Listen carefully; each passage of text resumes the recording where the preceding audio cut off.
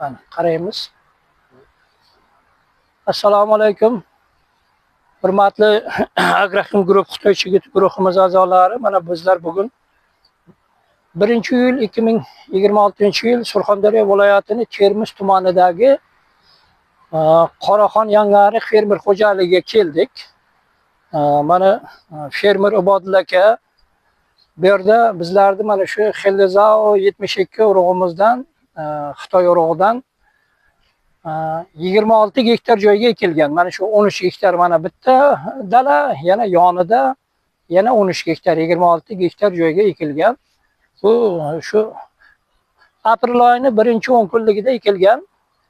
Mana paxtalar mana Ibodulla akaning aytishi bo'yicha hozir mana biz mana ko'rdik, bir qadardir 9 ta shox bo'lgan, mana 10 ta bo'lgan, 10 ta hosil shox olganda, mana 10 ta shunday ishlashi yaxshi. Bu yerda qancha endi tufson bor Ibodulla aka? Sonimiz 230 mingdan kam emas. Mana 230 mingdan kam emas ekan. 1 gektarda tufson, yaxshi olingan tufson, o'zalarning o'sishi ham yaxshi. Endi mana hozir bir ertagami suv olinar ekan.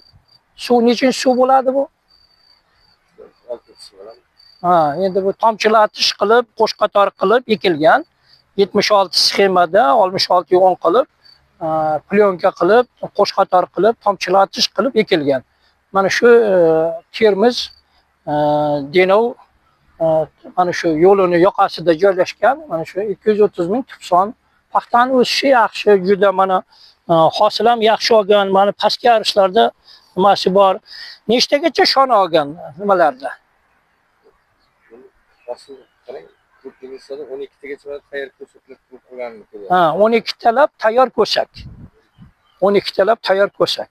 Endi bu tashlashini ostida o'tganda qolasiz. Kechalik qishloq xo'jaligi vaziri Ibrohim Abdurahmonov nima qildi? Ana endi dedi, nima bo'lsa ham mana 240 minglik dala ekan dedi, bir dalani nima qilyaptilar? Bu yerda ham 230 ming dala. Mana siz 10 ta 12 ta ko'sak deyapsiz, bo'lyapti deyapsiz. Ana bu ham endi bir nimada endi mana qarang. Har bir g'o'zada shu 10 tadan 12 tadan nima olsangiz, keyin 230 ming dona bu nima tufson shunday. Bu juda yaxshi o'syapti ekan. Nima g'o'zalar juda yaxshi o'syapti ekan. Xellezao endi biz nimaga hali ko'sak qurtiga chidamli deymiz, glifosatga chidamli bir marta ishladingizmi glifosatga? Bir marta glifosatga hali begonovga qarshi ishlangan. Mana hozir ko'ryapmiz, mana nimalari toza. Bunday hasharot ham nima ham yo'q, lekin ishlov qilibdi. Ular nimaga qarshi ishlov qildingiz? Biomahsulotlar. Asosan biomahsulot bilan ishlov qilibdilar. Biomahsulot. Zahar sepmadingiz uni. Zahar sepmadingiz uni. Mana umuman zahar sepilmabdi. Umuman zahar sepilmabdi. Faqat biomahsulot oltin ko'z bilan ishlov qildim deyapti. Mana nima kelgan vaqtda yonidagi dalalarga, g'allaga oltin ko'z qo'yganmiz. Paxta ko'karib chiqqandan ular bu yoqqa harakat boshlagan. G'allaga qo'yilgan oltin ko'z. G'alla ikkinchi suvni sug'organimda ikkinchi marta qo'yganman. Keyin iziga ko'saklash boshlanishiga yana kapalagidan ham yana qo'ydim. Endi bir oy bo'lyapti. Mana zahar sepmasdan ana oltin ko'z bilan biomahsulot bilan ishlayaptilar. Brakon trageminlar qo'yganimizga bir oy bo'lib qoldi. Mana nargi dala endi uzoqroq ekan. Hozir mana chikanka qilishyapti ekan qizlar. Mana ko'rinib turibdi uzoqdan. Bu yerda shu nechta hosil shoxi endi bir u demak bu balandroqda bu dalaga qaraganda.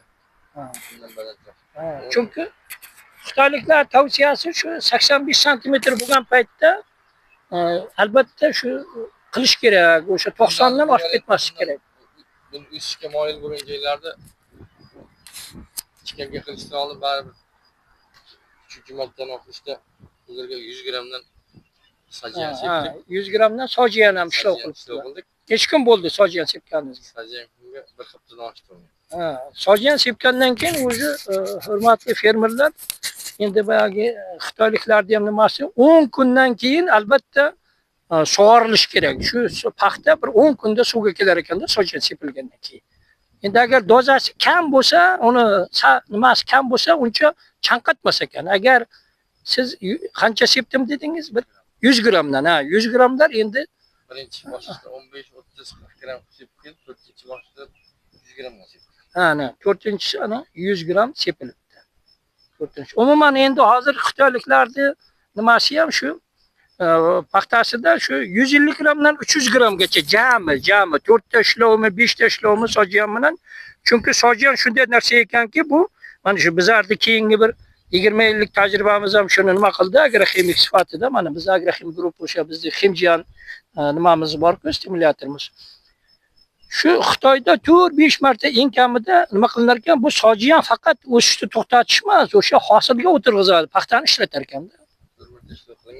Ha, ana shu sojyanni ana shu hech tortinmasdan 4-5 marta ishlataverish kerak o'sha. U bir qandaydir 150 gramdan 200 gramgacha endi dalani tuproqning sharoitidan kelib chiqib, dalani sharoitidan paxtani o'sish sharoitidan kelib chiqib, endi hamma dalada har xil o'sadi-ku, endi boyagi tuprog'i, oziqasi, boshqa shundan kelib chiqib ishlarlar qilaverish kerak. Obodlar aka, ishlaringizga baraka. Mana shu hosilingizga mana 230 ming ko'chat olinibdi. Endi mana bu nimalar mana 10 talab hosil shoh, mana nima hosil ham mana yaxshi. Nimalar ana 10 ta 12 ta nima bor deyapsiz, ko'sak bor deyapsiz. Mana paxta yana ham ishlayapti. Mana ertagami sug'oraman deyapsiz. Shunday ishlaringizga baraka. Nasib bo'lsa, mo'l hosil oling. Sog' bo'ling, salomat bo'ling.